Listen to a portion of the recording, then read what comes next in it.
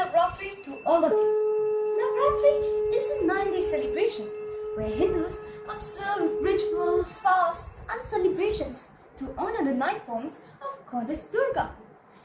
Now, Navratri usually ends with the 10th day called Dashara. Dasha means Ravan who has 10 heads, and Hara means the one who has lost. Hence, Dashara signifies the victory of Lord Ram, who is an avatar of Lord Vishnu, over the 10-headed demon king Ram. So now Dashara also has another name, Vijay Dashmi. Vijay means victory and Dashmi means 10th day. So Vijay Dashmi literally stands for victory on the 10th day. But here it does not signify the battle of Lord Rama and Lord Ravan. Here it signifies the battle between the big demon, the buffalo demon, Mahishasur, and Lady Durga. So now let's dig deep into the stories of Navratri, or shall I say the stories of the 9 forms of Durga, which I have read, and now I will share my knowledge with you. But before I start, please do remember to like my video, subscribe my channel, and share this video and my channel to your friends and your family so that they can also benefit from this content on this auspicious day. So now let's learn about the story of the first form of Durga, who is celebrated on the first day. So this form is known as Shailputri. Shail means mountain, Putri means daughter, so the mountain's daughter. Well, the story starts a long time ago, where there was Lady Sati and Lord Shiva.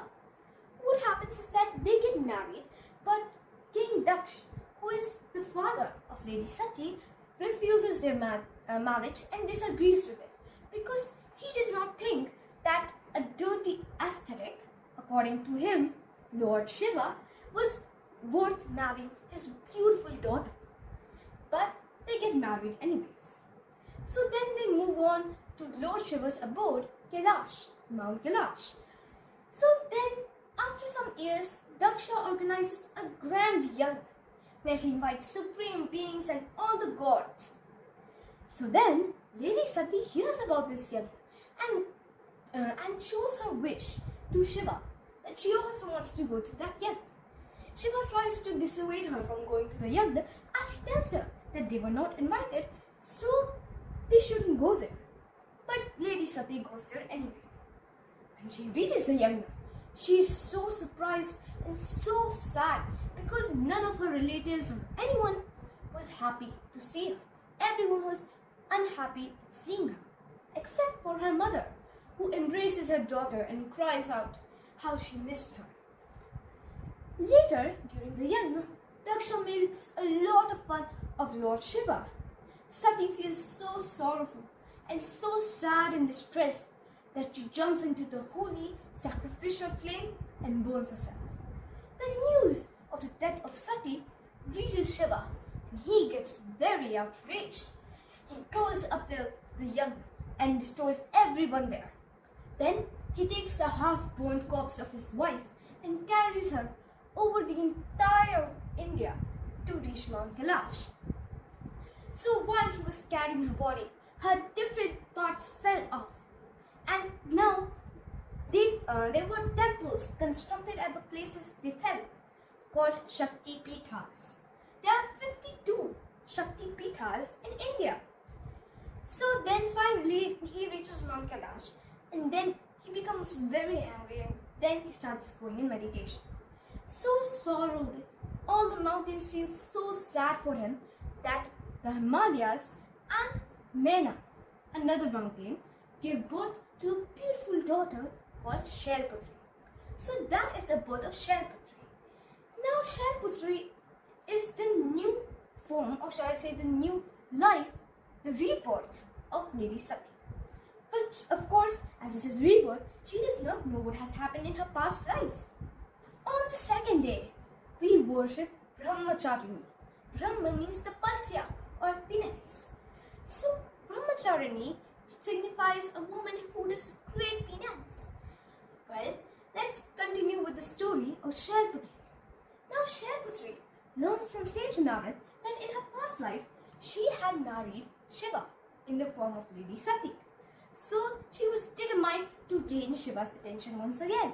She goes in a deep penance for many years. So first, but I don't know if this is the exact, I just read it. First she survived 1000 years on fruits and vegetables, then another 100 years on fallen leaves, and another 3000 years on nothing. Then finally, pleased with her devotion, Shiva accepts her and proposes her the following time. On the third day, we worship the third form of Durga called Chandraghanta. Well now, of course, Brahmacharya proposes Shiva and he comes to the marriage. And though strangely dressed, shocked the wits out of her relatives. His attire consists of only a tiger rug's cloak and ashes smeared on his entire body with snakes curling around his neck. He had such a strange procession of demons, monsters, goblins, shuras that everyone gets scared and they run away. And Sati hears of this. Then Brahmacharini hears of this. And so she turns into Chandraghanta, who shows a deadly assortment of weapons and travels on a deadly animal. So, not to embarrass Shiva, she turned into that form. And then they get married when she requests Shiva to turn into a handsome prince because still she was pretty. So then Shiva turns into a handsome prince and their marriage ceremony is continued. But also, now Chandraghanta signifies that though Lord Durga can be kind upon her devotees and bless them with whatever they want, she will be deadly towards the ones who do injustice. Also, I forgot to tell this, but when Brahmacharini was going through this painful penance, she had cried, "Oh, Ma," giving her the name Uma, while she was calling out to her mother Mena. So now let's talk about the fourth form of Durga worshipped on the fourth day. Now, this fourth form, actually, up till now, these three forms had interconnected relationship. But now, no more will there be an interconnected relationship. So now, the fourth form of Durga, worshipped on the fourth day, is Kushmanda Devi. Now, Kushmanda Devi has two meanings. One is Kush, which means a smile, and Manda means universe. So, her smile generated the universe. Type of is a meaning. And one is Ku. Ku means little. Ushma means energy or warmth, and and Anda means egg. So her entire name forms the word little cosmic egg. So there was once a dark void instead of our universe, which is present today. There Kushmanda Devi was born, and her smile gave life around.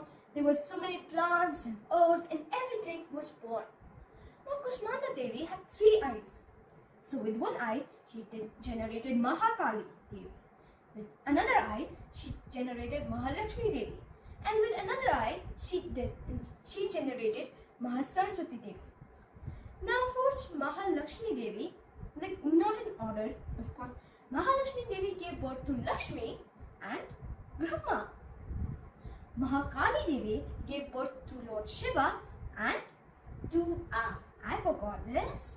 Okay, to Shiva and Saraswati. And Mahasaraswati gave birth to Lady Shakti or Goddess Shakti and Lord Vishnu. So then what happens is that once these six, what shall I say, next generation, 6 gods of the next generation form, Kushmanda Devi absorbs Mahalakshmi Devi, Mahasaraswati Devi and Mahakali Devi, and herself gives all the power inside of her, it just travels into Shakti Devi. So that's why she's so fearsome. So this is the story of Kushmanda Devi. Now let's go to the next form. The 5th form of Goddess Durga, worshipped on the 5th day, is known as Ma Skandamata. Now, what does Skand mean? Now, Mata, you know, the mother. Skand is the other name for Kartikeya, who is the 6-headed son of Shiva and Parvati. Parvati thus creates another form, Skandamata, to give birth to Kartikeya. Now Kartikeya had 6 Kritikas to take care of, 6 handmaidens to take care of him. That's the name. So now Skandamata, she had given birth to Kartikeya, but why? Well, a long time ago, what had happened was that there were great Asuras attacking the cities and destroying the palaces of gods. Rumors were spread that only the son of Lord Shiva could defeat them. So, sage Narad went to Shailputri to ask her for marrying Shiva by doing tapasya or penance. After that, once they get married, they produce a fiery seed which Lord Agni carries up till a certain river. So now the heat of that fiery seed becomes too much for even Lord Agni to bear. So so Goddess Shakti herself turns into that river and lets the seed flow to a distant place. Then Kartikeya grew up with the help of 6 Kritikas or handmaidens. Once he grew up, he defeated all the armies, and now he's even the general or so of the armies of, the armies of the gods. Like he's the general of the armies of the gods. Sorry, I forgot.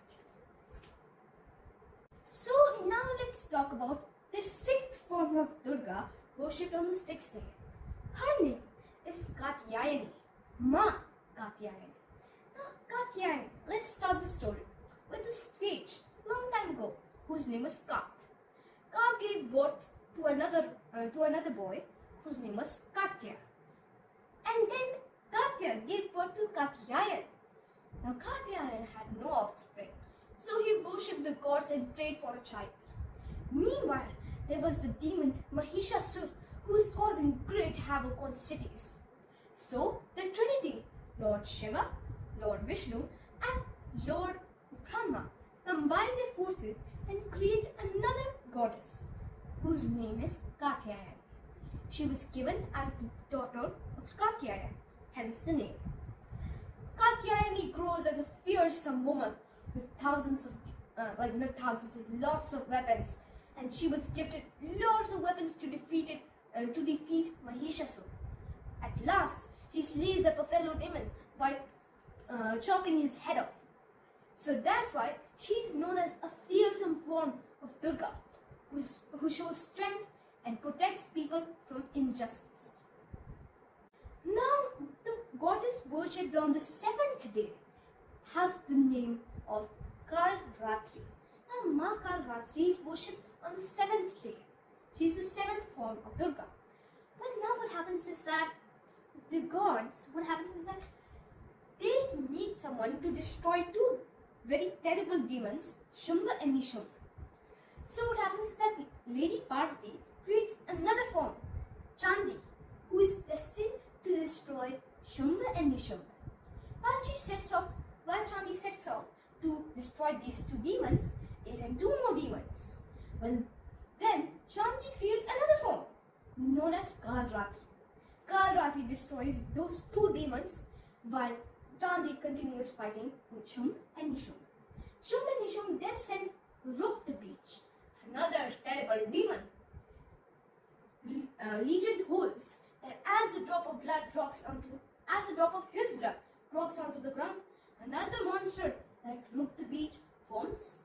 Now when Kalratri Devi saw this, she was shocked and very angry. So then what she did was that she held a plate and she did not let a single drop of blood fall onto the ground. Of course, the ground is not needed. There's already a solid surface. So, before any demon could form, she drank all the blood from the plate. So that is the wonderful story of Kalratri Devi, how she protected all the gods from Ruk the Beach. So, due to this blood drinking process, she had skin as dark as night. That's why the name Kalratri. Now, a tiny word meaning. Rakta means blood and Beej means seed. Hence, Rakt Beej means the blood is a seed for another demon to spring up. So now let's talk about the 8th form of Durga worshipped on the 8th day. Her name is Ma Mahagauri. and Mahagani means extremely fair. She is as fair as a rose. Well, now there are two stories which have different possibilities. The first story is that after Kalratri, after Kalratri drinks the blood, she becomes as black as night. So now Parvati also gets that dark complexion on her skin. So that's why her husband started to tease her, calling her Kali. Helpless, she seeks the help of sage Narad, who advises her to do extreme penance and go to the Mansarovar river. So she did the same, and then she became as fair as a rose. So there is another story also.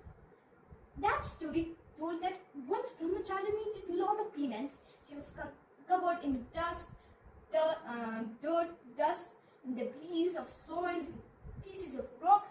That she was all dirty. So then Lord Shiva uses the flowing Ganga or the flowing Mansarovar river to clean her body, and then she got as fair as a rose and had the scent of jasmine. So these are two very conflicting stories of Mahagani. Now the ninth form of Durga, worshipped on the ninth day, goes by the name Ma Siddhidatri. Now Ma Siddhidatri also has a story. What happens is that while Shiva is doing a lot of penance, the demons create another demon called Durga, who's very difficult to kill as he is very powerful. He then sets his foot on the god's territory, and then all the gods go and ask for Lord Shiva's help.